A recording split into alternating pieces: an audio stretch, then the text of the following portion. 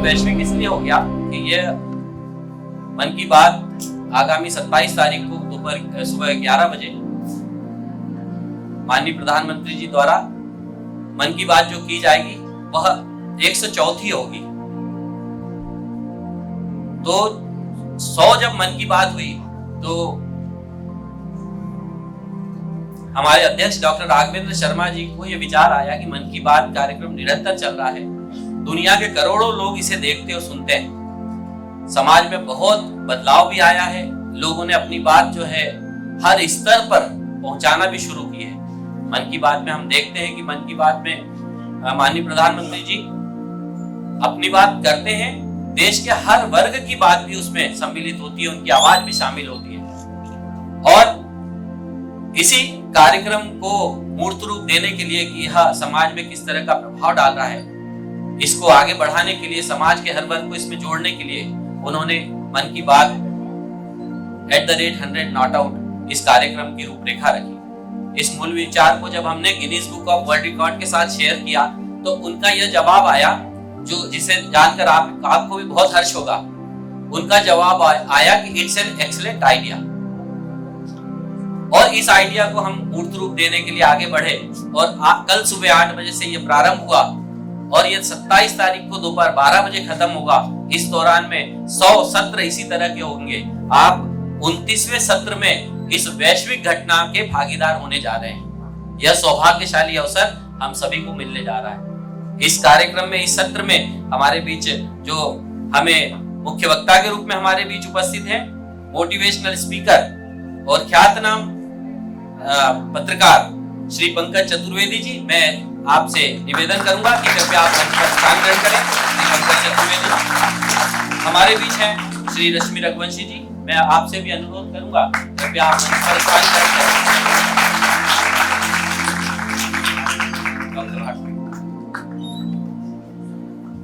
और कार्यक्रम को आगे बढ़ाते हुए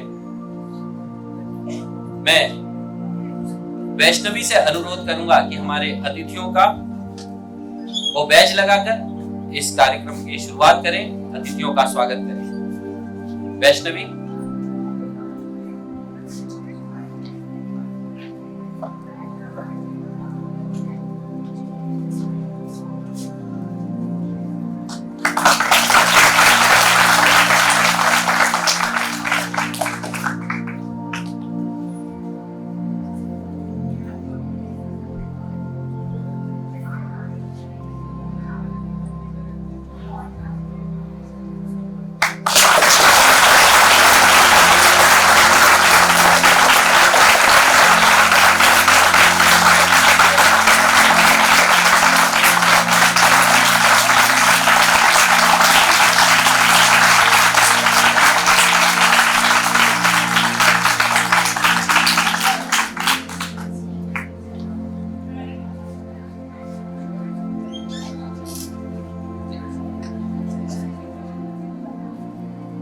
कार्यक्रम को आगे बढ़ाते हुए मैं हमारे डिजिटल एडिटर से अनुरोध करूंगा कि मन की बात कार्यक्रम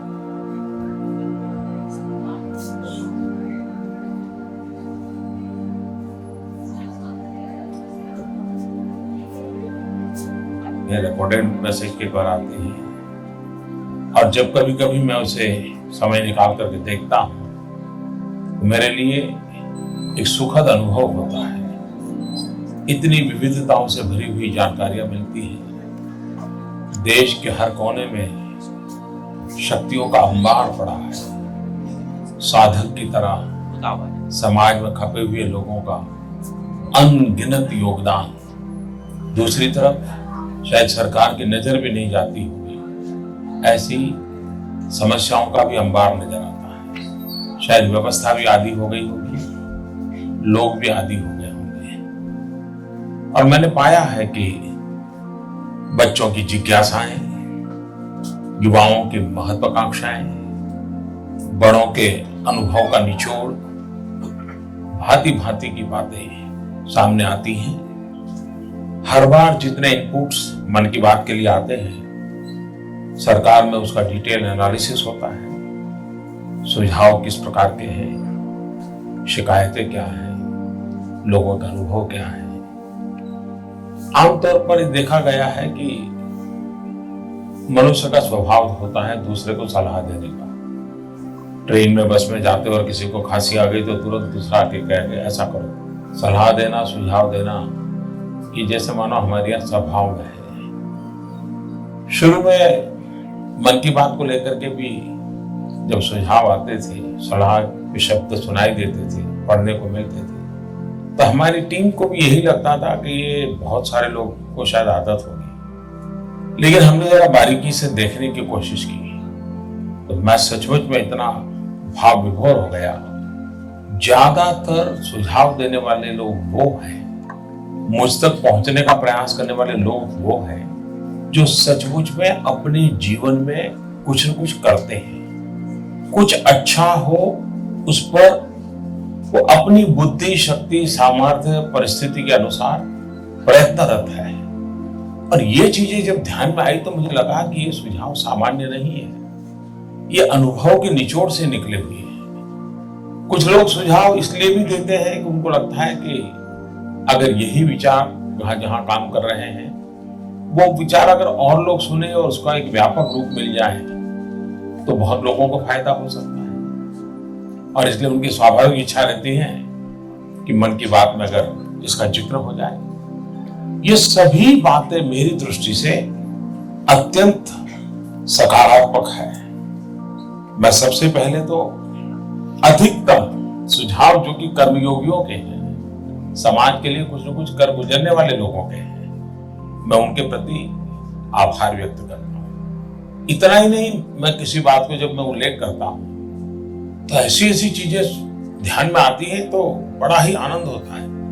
पिछली बार मन की बात में कुछ लोगों ने मुझे सुझाव दिया था, फूड वेस्ट हो रहा है, उसके संबंध में चिंता जताई थी और मैंने उल्लेख किया। और जब उल्लेख किया तो उसके बाद नरेंद्र मोदी ऐप पर, माई गॉव पर देश के अनेक कोने में से अनेक लोगों ने कैसे कैसे इनोवेटिव आइडियाज के साथ फूड वेस्ट को बचाने के लिए क्या क्या प्रयोग किए। मैंने भी कभी सोचा नहीं था कि हमारे देश में खास करके युवा पीढ़ी लंबे अरसे से इस काम को कर रही है। कुछ सामाजिक संस्थाएं करती हैं तो हम कई वर्षों से जानते आए हैं, लेकिन मेरे देश के युवा इसमें लगे हुए हैं ये तो मुझे बाद में पता चला। कईयों ने मुझे वीडियोज भेजे हैं। कई स्थान है जहां रोटी बैंक चल रही है।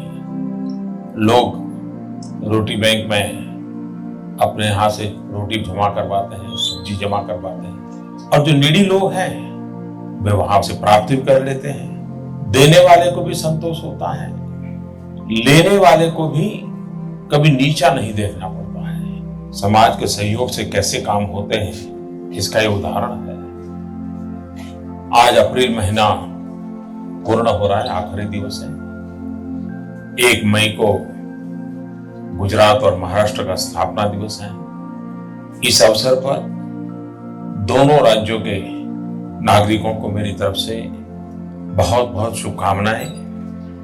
दोनों राज्यों ने विकास की नई नई ऊंचाइयों को पार करने का लगातार प्रयास किया है, देश की उन्नति में योगदान दिया है, और दोनों राज्यों में महापुरुषों की अविरत श्रृंखला और समाज के हर क्षेत्र में उनका जीवन हमें प्रेरणा देता रहता है।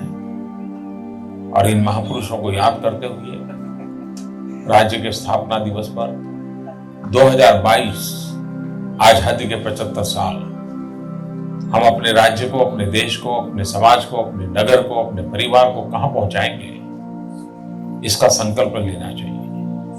उस संकल्प को सिद्ध करने के लिए योजना बनानी चाहिए और सभी नागरिकों के सहयोग से आगे बढ़ना चाहिए।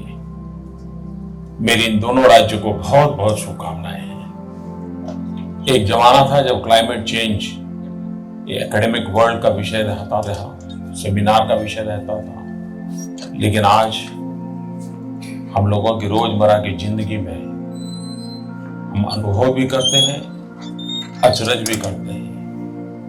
कुदरत ने भी खेल के सारे नियम बदल दिए हैं। हमारे देश में मई जून में जो गर्मी होती है वो इस बार मार्च अप्रैल में अनुभव करने की नौबत आ गई।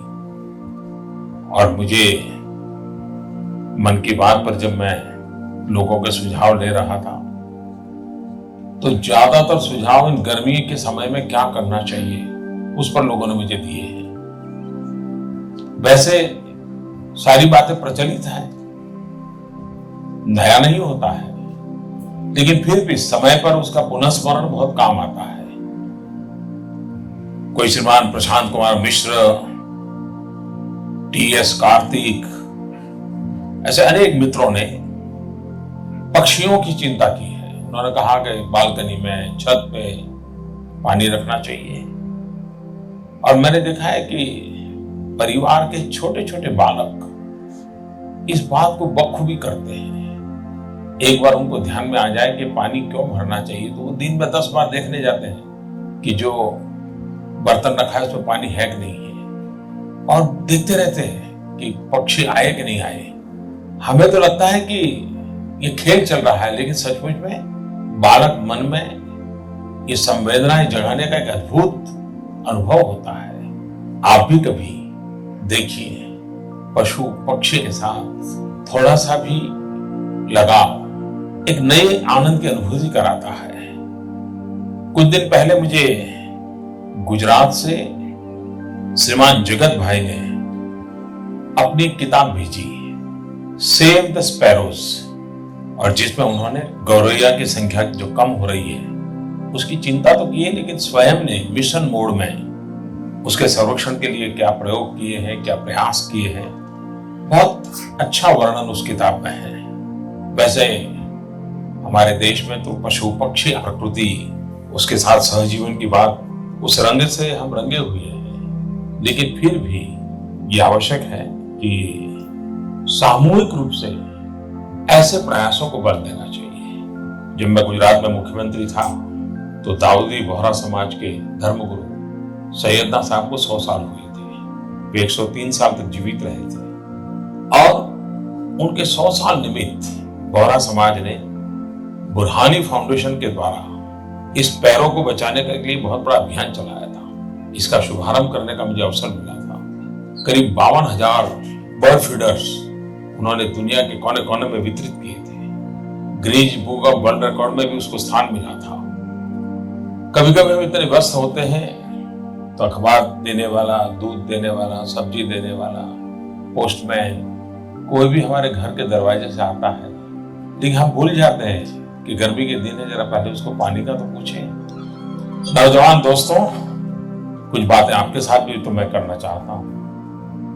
मुझे कभी कभी चिंता हो रही है कि हमारी युवा पीढ़ी में कई लोगों को कंफर्ट जोन में ही जिंदगी गुजारने में मजा आती है। माँ बाप भी बड़े रक्षात्मक अवस्था में ही उनको लालन पालन करते हैं। धन्यवाद हमारी डिजिटल टीम। हमारे बीच डॉक्टर अभिजीत देशमुख जी हैं। आप विख्यात डॉक्टर हैं, भारतीय जनता पार्टी चिकित्सा परिषद के प्रदेश अध्यक्ष। मैं आपसे अनुरोध करूंगा कि कृपया आप मंच पर अपना स्थान ग्रहण करें, कार्यक्रम की अध्यक्षता करें। डॉक्टर अभिजीत देशमुख जी। मैं कैडेट गौरव तिवारी हैं से आग्रह करूंगा कि वे आए और डॉक्टर अभिजीत देशमुख जी को बैच लगाकर उनका स्वागत करें।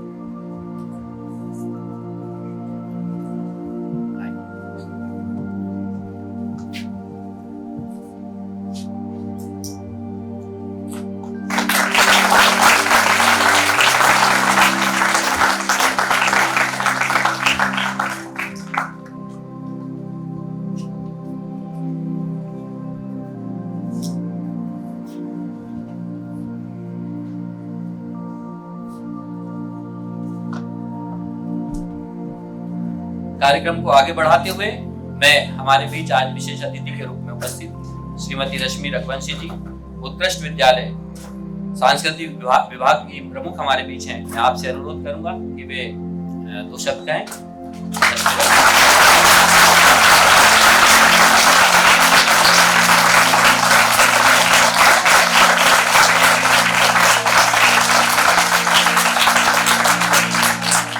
सभा में उपस्थित सभी अतिथिगणों को मेरा नमस्कार। आज हम सब यहाँ एकत्रित हुए हैं मन की बात प्रधानमंत्री का जो एक बहुत अच्छा प्रोग्राम जो शुरू हुआ है। अब मन की बात, मतलब आपके दिल में जो है वो कहें, और जो दिल में है वो करना है, लेकिन गलत नहीं, सही। हर काम आपका सही होना चाहिए।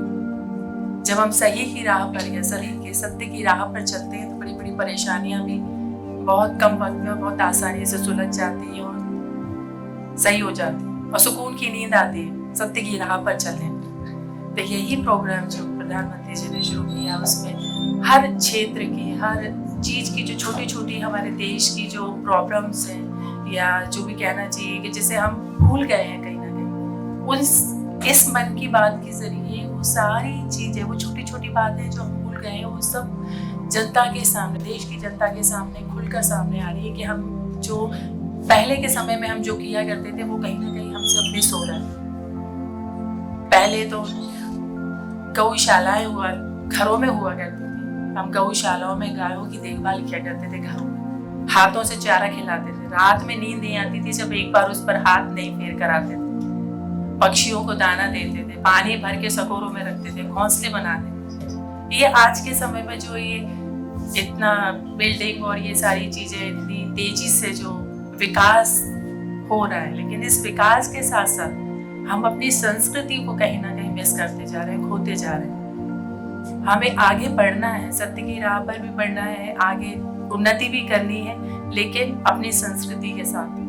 हमें अपनी संस्कृति को पीछे नहीं छोड़ना, अपने साथ में आगे लेके उसको अपने सारे फैसले लेने लाइफ के, या जो भी हम करना चाहते हैं। तो अब जैसे मालूम है कि चंद्रयान 2 कल जो लैंडिंग हुई उसकी इतनी सक्सेसफुल तरीके से, बहुत आसान बात नहीं थी।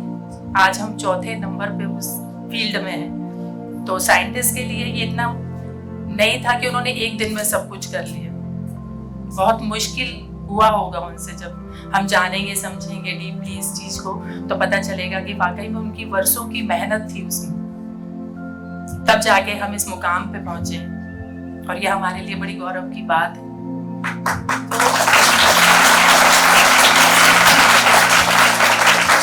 तो वहाँ इसरो में बैठे हुए जो साइंटिस्ट और वैज्ञानिक हैं, वो ऐसा नहीं है कि कुछ स्पेशल है, कहीं से ईश्वर ने उनको स्पेशल बनाया है। वो तो है, तो हमारे सबके बीच में से कहीं ना कहीं है। हो सकता है कोई छोटे से शहर से भी हो, तो ऐसा नहीं है कि दिल्ली में रहने वाला या बम्बई में रहने वाला बच्चा ही बहुत तरक्की कर सकता है और बहुत कुछ सीख सकता है। नहीं, एक गांव में रहने वाला बच्चा भी बहुत आगे बढ़ सकता है। जरूरत है आपको स्टेप बाय स्टेप रखने की, हर कदम बढ़ाइए, धीरे धीरे बढ़ाइए, और अपनी जिंदगी में सफल रहिए और सत्य की राह पर चलिए। कहते हैं ना कि आप अगर ऑनेस्टी आपके अंदर है तो आप सब कुछ कर सकते हो बहुत आराम से, और मेहनत। आज हम जो जनरेशन में जो एक डिफरेंस आ रहा है, पहले के समय में लोग बहुत मेहनती हुआ करते थे, लेकिन अब वो चीज कहाँ मिस हो रही है। आज बच्चों को देखो मोबाइल पे बिजी है, बाहर उनको प्लेग्राउंड में खेलने में मजा नहीं आता, मोबाइल में खेलने में मजा आता है। मोबाइल में गेम्स चलते हैं, पबजी है और ये सारे गेम्स। तो मोबाइल एक आपकी आधुनिक उसमें देखा जाए तो आपके लिए बहुत यूजफुल तरीके से यूज करोगे तो ये बहुत अच्छी चीज है। आप इसको ज्ञानवर्धक, अपना ज्ञान बढ़ाने के लिए यूज करो, ना कि इसको गेम्स खेलने के लिए या दूसरी चीजों के लिए। इसका हमें आदी नहीं बनना, आधुनिकता का आदी नहीं बनना, उसे अपना आदी बनाना है कि हमें उसे कैसे ऑपरेट करना है। ये हमारे अंदर होना चाहिए कि हमें इसे पर्टिकुलर टाइम में एक फिक्स टाइम के लिए यूज करना है और बस। तो ये सारी चीजें हमें अपने अंदर से डेवलप करनी है। आप खुद से सीखोगे कि हमें मोबाइल, यदि आपको 15 मिनट गेम खेलना, बस इसके ज्यादा नहीं, आपको मूड ही तो फ्रेश करना है अपना। मोबाइल में गेम खेल के, और आप मोबाइल में गेम खेल रहे इतना ही ज्यादा है तो ठीक है, 10 मिनट 5 मिनट आप अपना गेम खेलिए, उसके बाद आप उसको अपने पढ़ाई के लिए या अपनी स्टडी के लिए यूज कर सकते हो। फिर आप प्लेग्राउंड से, जहाँ बच्चे कोसों दूर होते जा रहे हैं, आजकल प्लेग्राउंड देखो हर सोसाइटी में हर जगह सूने दिखते हैं, बच्चों की रौनक ही खत्म हो रही है प्लेग्राउंड। रीजन, सब तो मोबाइल और टीवी में बिजी है। हमारे बीच में जो सोशलिज्म खत्म होता जा रहा है, क्यों? क्योंकि गैदरिंग ही नहीं हो रही ना। बच्चे कहाँ जाएं, खेलने के लिए कोशिश ही नहीं हो रही है उनकी, वो खेलते ही नहीं है, बाहर निकलते ही नहीं है ग्राउंड, फिजिकल फिटनेस डेवलप नहीं हो रही है। तो बेटा हर चीज को यूज करो, लेकिन तरीके से और सही तरीके से, तभी हम तरक्की कर सकते हैं। और अपने देश को आगे बहुत मुकाम पे ले जा सकें। Thank you.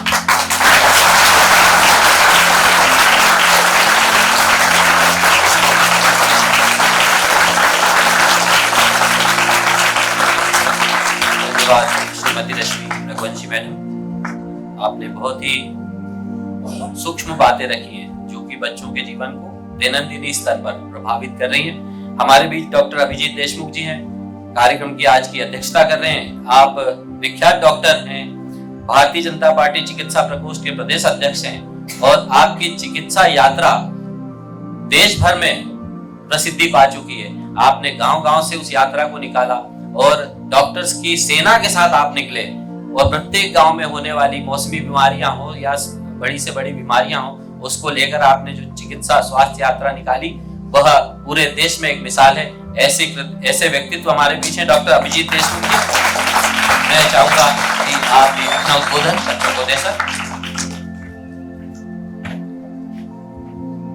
सभी को नमस्कार। मन की बात आपने सुनी। मैं सुबह भी यहाँ पर आया था जब प्रधानमंत्री जी ने अपने सबसे पहले जो मन की बात कार्यक्रम चालू किया था, तो कई लोगों ने, जो विरोधी लोग हैं, उन्होंने मजाक उड़ाया था। पर बच्चों, आपको समझना होगा, ये मन की बात उनकी मन की बात है जो आप सभी लोगों के, हमारे जितने देशवासी लोगों के, चाहे छोटे हो बड़े हो, सबके उनकी मन की बात सबको सुनाते हैं और उससे हमें सीखना भी हुआ बहुत। आपने अभी जब एक छोटा सा वीडियो भी देखा, उसमें कितनी छोटी छोटी बातें हैं पर कितनी जरूरी है, कितनी महत्वपूर्ण है। तो मुझे लगता है कि ऐसे प्रधानमंत्री बहुत कम होते हैं और हम बहुत लकी हैं कि हम उनकी लीडरशिप में यहाँ पर देश में हैं। और बच्चों, मैं आप सबसे संकल्प लेना चाहता हूँ कि आप उनकी मन की बात जो कार्यक्रम आता है वो आपको सुनना है। आप बहुत सारी चीजें सीखेंगे। मैं भी अभी भी, मैं तो प्रोफेशनली बहुत अच्छा कर रहा हूँ, तो फिर भी मैं कभी भी मन की बात कार्यक्रम नहीं छोड़ता। मैं बिल्कुल टाइम निकाल कर सुनता हूँ और उससे बहुत सारी चीजें सीखता हूँ। तो आप लोग सारा भी कुछ बातें बताएंगे, आप बहुत अच्छे से सुनना और संकल्प लेना कि आप हमारे प्रधानमंत्री जी के मन की बात हमेशा सुनेंगे। धन्यवाद। वंदे मातरम।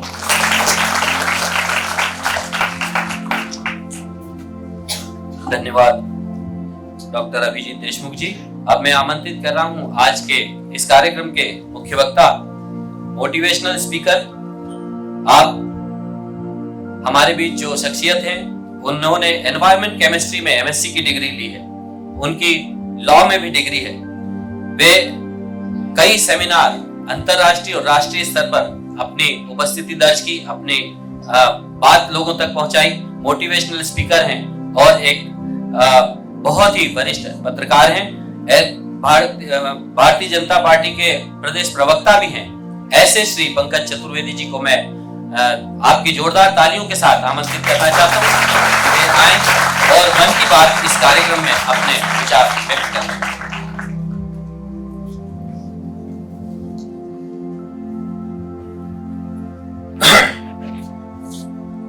सम्मानित मंच, डॉक्टर देशमुख जी, हमारी बहन मैडम रश्मि रघुवंशी, इस कार्यक्रम के आयोजकगण और प्यारे बच्चों, जैसा मेरे बारे में बताया, मेरा नाम पंकज चतुर्वेदी है, इसी भोपाल शहर का हूं। और अभी रश्मि मैम ने कहा कि इंपॉर्टेंट नहीं कि आपका बैकग्राउंड क्या है, यानी आप कहां से हो, इंपॉर्टेंट नहीं है। इंपॉर्टेंट ये कि आप कहां जाना चाहते हो।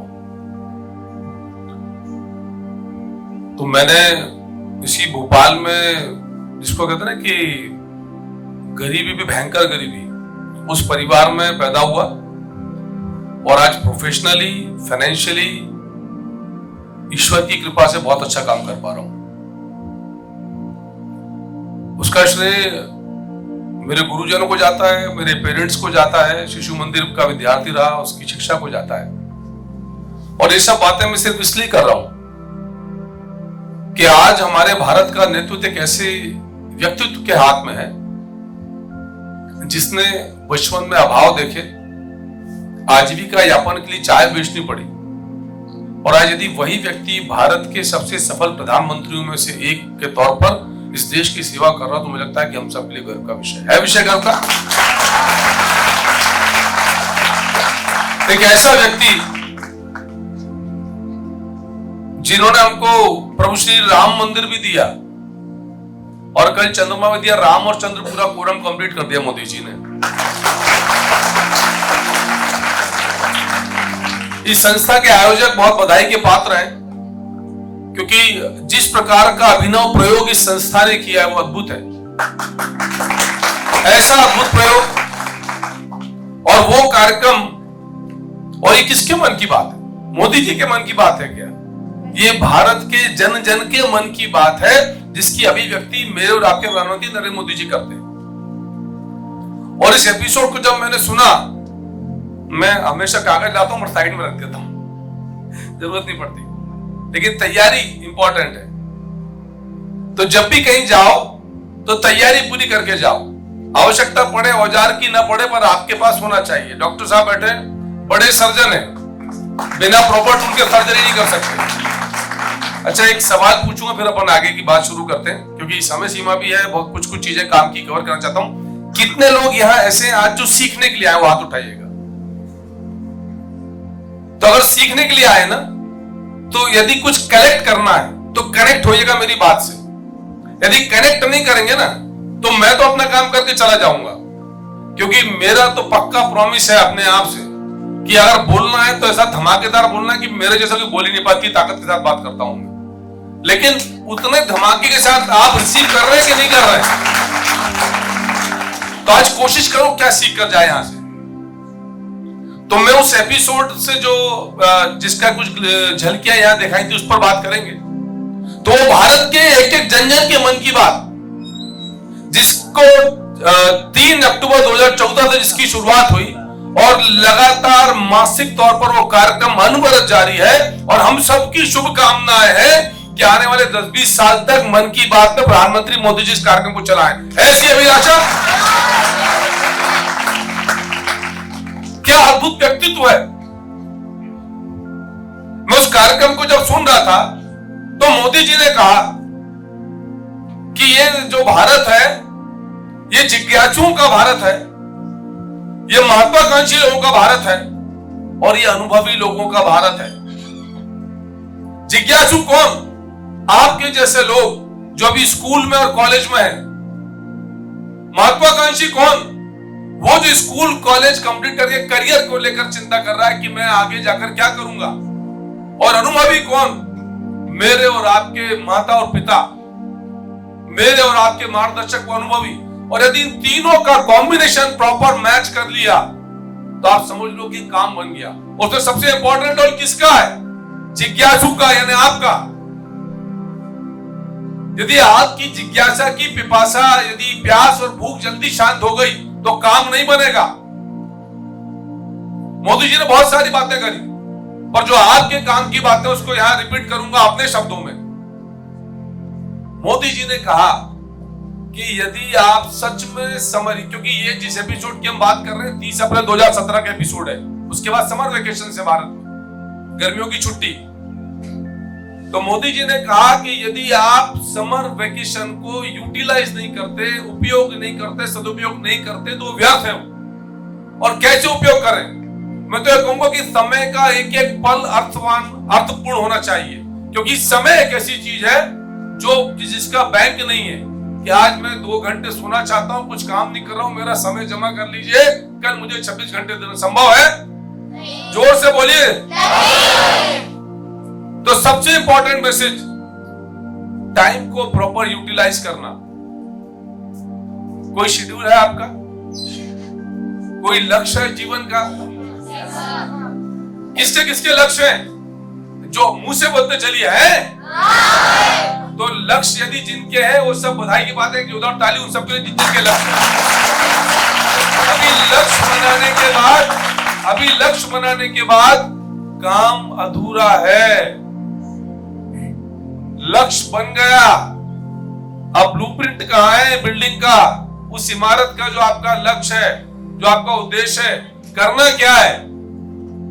अभी जब ये पता है ना कि what to do, क्या करना है, then it is very easy to know how to do, करना कैसे। तो अब ये जिन जिन के लक्ष्य क्लियर है उनको सबको भी तय करना है कि करना कैसे है। और उसके लिए प्रधानमंत्री जी ने कहा कि लर्न न्यू स्किल्स, स्किल वो जो आप सीख सके। ये जो मैं बोल रहा हूं ये स्किल है। इतना आसान नहीं था मेरे लिए 5वीं क्लास में जब मैं था, मंच पर खड़ा हुआ, हवा निकल गई, डिबेट कंपटीशन तैयारी करके गया और जब नहीं बोल पाया आउटिंग शुरू हुई। 5वीं क्लास, आनंद विहार स्कूल भोपाल, मुझे आज भी याद है, मैं शिशु मंदिर शिवाजी नगर में पढ़ता था। जाने के बाद रोया और तय किया कि जीवन में कभी मंच पर नहीं जाऊंगा। पर मेरे पेरेंट्स ने मुझसे कहा कि मंच पे नहीं जाओगे तो मत जाओ, तुम्हारी मर्जी। लेकिन वो सब लोग जिन्होंने तुम्हारी खिल्ली उड़ाई थी फिर वो विजेता हो जाएंगे। तुम क्या चाहते हो, तुम्हारे आलोचक विजेता बने या तुम विजेता बनो? कौन विजेता बनना चाहिए? तो फिर क्या करना पड़ेगा? स्किल डेवलपमेंट, कौशल उन्नयन। और उसके बाद डे बाय डे मिरर के सामने लिखकर, पढ़कर, बोलकर, कंपटीशन में जाकर प्रैक्टिस करी। और आज दुनिया के किसी मंच पर कोई दिक्कत नहीं मुझे बोलने में। पब्लिक मीटिंग हो, कॉर्पोरेट कॉन्फ्रेंस हो, स्कूल हो, कॉलेज हो, कोई इशू नहीं। और ऐसे सब कर सकते हैं। मैंने बताया मेरा बैकग्राउंड। आज तो आप सब लोग बहुत लकी हो। हम ऐसे दौर में हैं जहां सब कुछ हमारे हाथ में, सब कुछ मुट्ठी में। तो आप सिर्फ चैलेंज क्या है, चुनौती का, उसको पहचानने की। और यही प्रधानमंत्री जी ने कहा 1% चेंज अ डे, रोज का 1% चेंज यदि आप अपने आप में करते हो, साल भर का 365%, 365%। अभी साइंस कहती है कि 180 डिग्री का भी चेंज आपसे हो गया ना, यानी आप यदि इधर जा रहे हो पश्चिम की तरफ, पूरब की तरफ, तो इधर पश्चिम की तरफ डायरेक्शन यदि आपका बदल गया तो जीवन बदल जाएगा। यानी 1% रोज भी चेंज नहीं कर पाए, आधा % भी रोज चेंज किया तो बेड़ा पार है जीवन का। तो कोई चुनौती जीवन में नहीं आएगी और उसके लिए सीखना पड़ेगा। और सीखने के लिए प्रधानमंत्री जी ने कहा कि टुमारो नेवर कम्स, कल कभी नहीं आता, ना आपके लिए ना मेरे लिए। जो भी है आज है, करना है तो आज करना है, करना है तो अभी करना है। और यही सबसे इंपॉर्टेंट मैसेज है जो हमारे उस टाइम से भी रिलेट करता है। क्यों इंतजार करना, प्रतीक्षा करना, कुछ नया सीखना उसके लिए? तो किसका इंतजार, किसकी प्रतीक्षा? और बाद में टालना बहुत आसान है, कल कर लेंगे, कल सीख लेंगे, क्योंकि उस तरह कोई अभ्यास नहीं करना पड़ता। सीखने के लिए अभ्यास करना पड़ता है, मेहनत करनी पड़ती है, कोशिश करनी पड़ती है, गिर कर उठना पड़ता है। कितने लोग जीवन में फेल हुए? अरे डरते क्यों यार, हम भी फेल हुए, क्या प्रॉब्लम है फेलियर में? क्या पर इतने लोग, अरे एग्जाम के अलावा भाई जिंदगी में कितने लोग फेल हुए? सब फेल हुए बच्चों, सब। मेरी बात सुनो ध्यान से।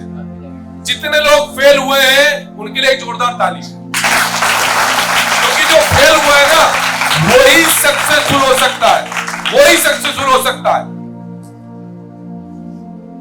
जितने लोग थे जिनको काला बोलकर साउथ अफ्रीका में ट्रेन से फेंक दिया गया होगा, ढेरों बात थी। गांधी कितने बने? एक। फेल हुए, खड़े हुए, फेल हुए, खड़े हुए, फेल हुए, खड़े हुए, फेल हुए, खड़े हुए। यही प्रधानमंत्री जी ने कहा कि छोड़ना मत मैदान। अंग्रेजी में कहते हैं never ever, never ever, never ever give up. कभी छोड़ना मत मैदान, क्योंकि मैदान में तब तो जीतोगे। और छोड़ना आसान है, बहुत आसान है पलायन कर जाना, भाग जाना, मैदान छोड़ जाना। पर जीतने के लिए साहस चाहिए, डटे रहने के लिए साहस चाहिए। और वो साहस हर भारतीय के भीतर है, मेरे और आपके भीतर भी है। आवश्यकता उसको खोजने की। आवश्यकता है समय के महत्व को पहचानने की। प्रधानमंत्री जी ने तकनीक की बात करी। मैं मोबाइल के खिलाफ नहीं, बिना उसके काम नहीं चलेगा। मैं सोशल मीडिया के खिलाफ नहीं, बिना उसके काम नहीं चलेगा। लेकिन अंतर या निर्णय इस बात का करना है कि ये जो इलेक्ट्रॉनिक डिवाइस या गैजेट्स हैं, ये आपका इस्तेमाल कर रहे हैं कि आप इनका इस्तेमाल कर रहे हैं? ये कौन किसका कर रहा है? वो हमारा कर रहे हैं। बच्चियां बोली, पीछे से आवाज नहीं रही, कौन किसका कर रहा है? होना क्या चाहिए था?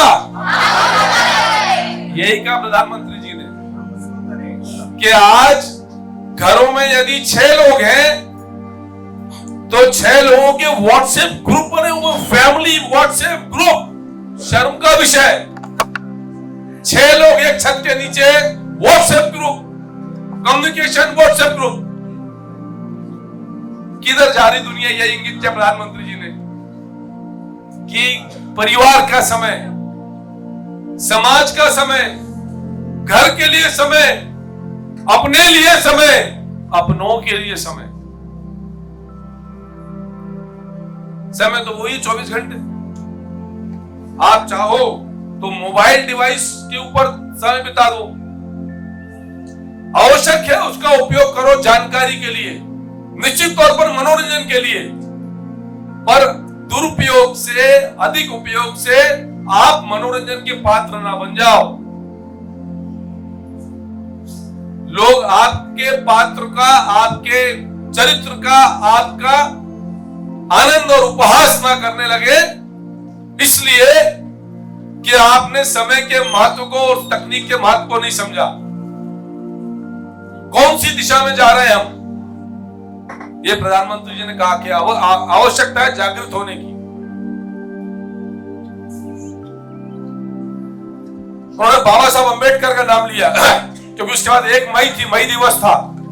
30 अप्रैल 2017 कार्यक्रम है, तो 1 मई को मई दिवस होता है। श्रमिक दिवस का महत्व बताया, कहा कि भारत में यदि सबसे पहले यदि किसी ने लेबर रिफॉर्म्स या लेबर वेलफेयर की, श्रम कल्याण, श्रमिक कल्याण की बात सोची तो बाबा साहब अंबेडकर। हम उनको सिर्फ संविधान निर्माता के रूप में, कानून मंत्री के रूप में जानते हैं। अद्भुत विद्वान। और यदि आपने बाबा साहब अंबेडकर का इतिहास नहीं पढ़ा है तो पढ़िएगा।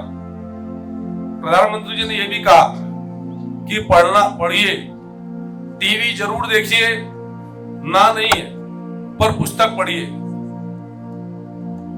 यदि रोज 20 पेज प्रतिदिन 20 पेज कोई पुस्तक, आप जो कोर्स का पढ़ते हैं उसके अलावा बात कर रहा हूं, यदि प्रतिदिन 20 पेज किसी पुस्तक के आप पढ़ते हैं तो साल में औसतन कितनी पुस्तक होती है? अनुमान लगा सकता है कोई अनुमान?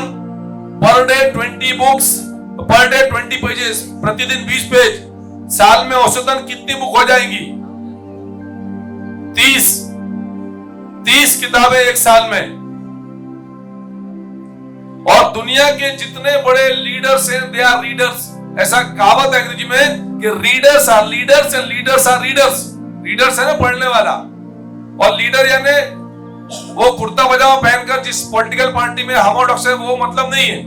लीडर यानी जो समाज को दिशा दे, देश को दिशा दे, मोहल्ले को दिशा दे, घर को, परिवार को, अपने अनुजों को, जहां खड़ा है वहां दिशा दे, वो लीडर।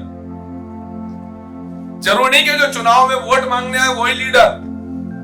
और यही प्रधानमंत्री जी ने कहा कि उत्तरदायित्व 143 करोड़ भारतीयों का है। अकेले शिवराज जी और मोदी जी का उत्तरदायित्व नहीं है, और सामूहिकता से ही सब संभव है। उन्होंने दत्तोपंत ठेंगड़ी जी का उदाहरण दिया। मैं जो नाम बता रहा हूं पढ़िएगा इनके बारे में। दत्तोपंत ठेंगड़ी जी भारतीय मजदूर संघ के संस्थापक। और अब विजन देखिए, अप्रोच देखिए। उसके पहले जो ट्रेड यूनियन, कम्युनिस्ट यूनियन होती थी, वो नारे लगाती थी कि श्रमिकों एक हो जाओ, दुनिया के मजदूरों एक हो जाओ। पर इंडियन कल्चर, भारतीय संस्कृति क्या कहती है? वो दत्तोपंत ठेंगड़ी जी ने कहा, उन्होंने कहा आओ श्रमिकों दुनिया को एक करते हैं। श्रमिकों, दुनिया के श्रमिकों एक हो जाओ और आओ श्रमिकों दुनिया को एक करते हैं, मूलभूत अंतर। और यही भारत को महान बनाता है। महान हमारा भारत।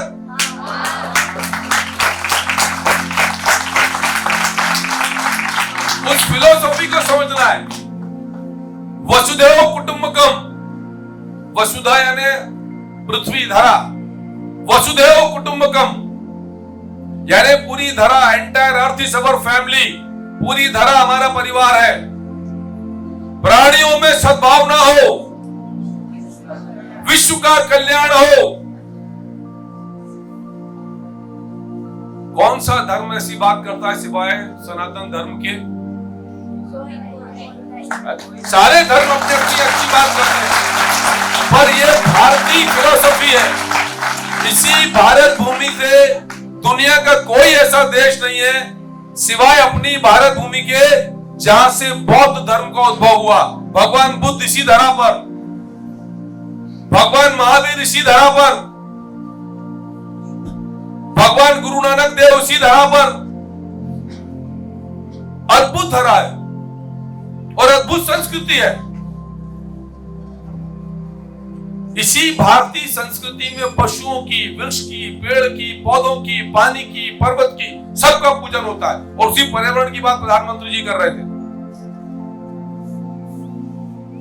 तो हमारी तो संस्कृति है, पर प्रधानमंत्री जी उल्लेख कर रहे थे, स्मरण दिला रहे थे कि हमको स्मरण रखना है कि यदि हम अपने भारतीय संस्कृति से अविभाज्य रूप से जुड़े रहे, उस संस्कृति को समझने का, जानने का प्रयास करते रहे, तो अभी तो भारत चंद्रमा पर पहुंचा है, फिर हम मंगल पर भी जाएंगे और सूरज पर भी जाएंगे। सारी दुनिया पर तिरंगा लहराएंगे, लहराएंगे तिरंगा। और ये कोई आधिपत्य का भाव नहीं है, ये भाव आधिपत्य का भाव नहीं है, ये कब्जा करने की संस्कृति नहीं है, ये भाव परिवर्तन लाने का भाव है।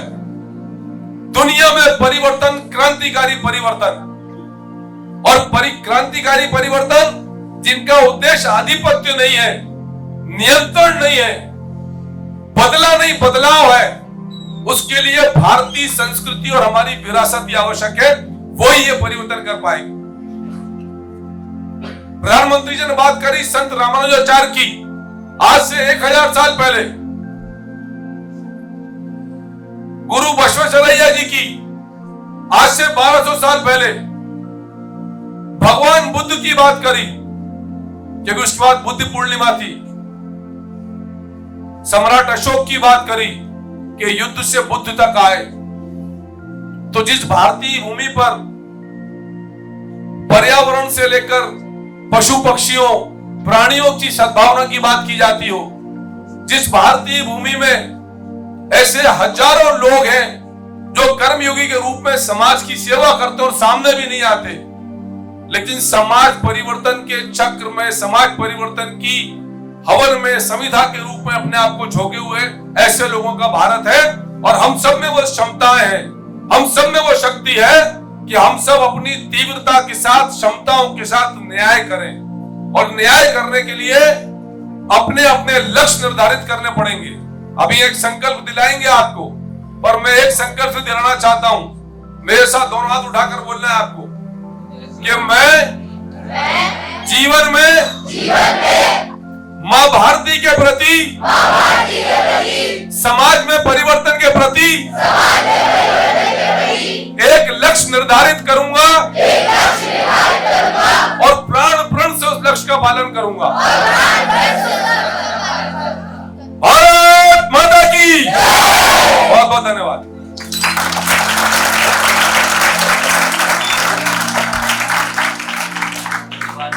श्री पंकज चतुर्वेदी जी, आपकी बुलंद आवाज के बाद हमारी आवाज ऐसी लग रही है जैसे किसी एसयूवी के आगे हम मारुति ऑल्टो से कैसे। बहुत बहुत धन्यवाद।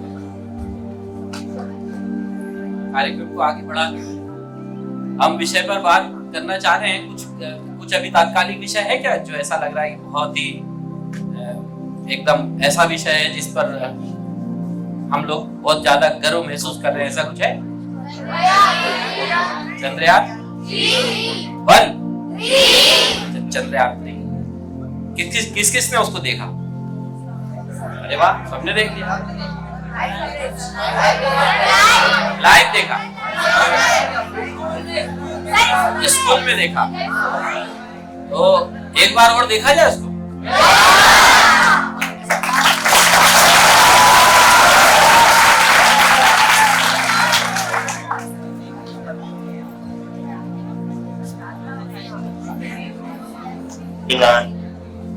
And this is a very good signature for the lander. आप ये देख सकते हैं कि लैंडर की ऊंचाई लगभग 65 मीटर के आसपास बची हुई है।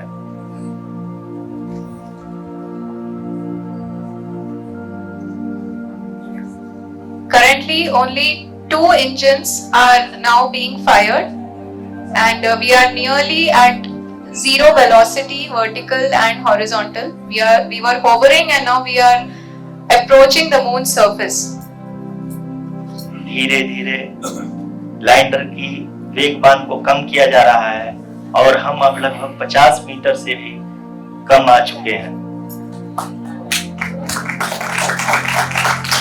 We can see the Honorable Prime Minister, Shri Narendra Modi ji, who is here to encourage us, and he is critically looking at the visuals.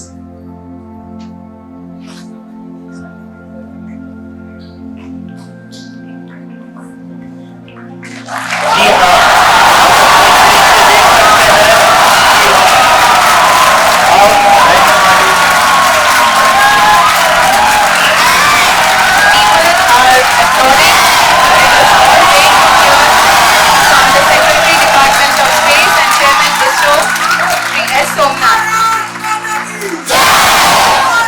Lander module safely और चंद्रमा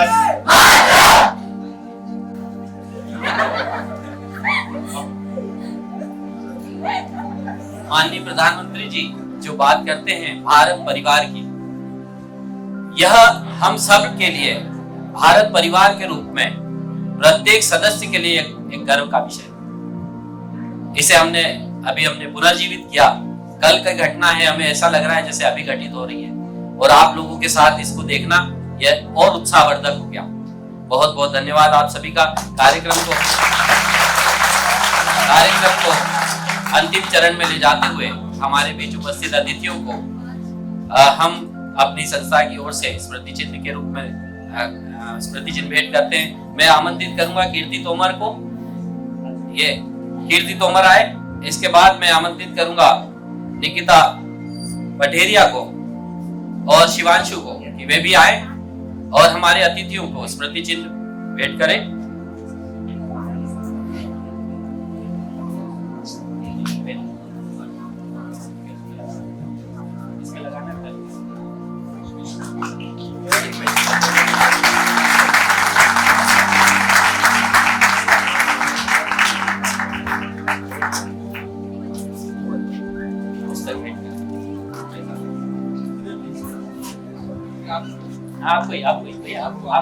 आपको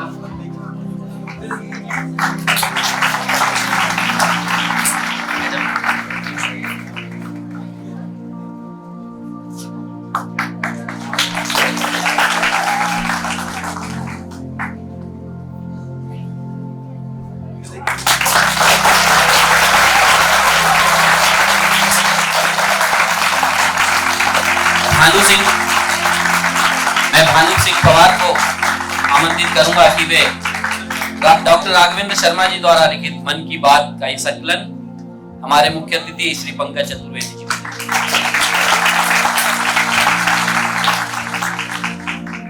टास्क इंटरनेशनल की ओर से मैं आप सभी का आभार व्यक्त करता हूं, सम्मानित अतिथियों का और हमारे कैडेट्स का और हमारे प्यारे प्यारे जो स्टूडेंट्स हैं, हमारे ऑडियंस है, आपका। कार्यक्रम यहीं समाप्त होता है। दाहिनी ओर से आप बाहर निकलेंगे, वहां पर एक ग्रुप फोटोग्राफ होगा। मुझे लगता है संख्या ज्यादा होने से हम 2 ग्रुप में फोटोग्राफ लें, और मैं सम्मानित अतिथियों से भी निवेदन करूंगा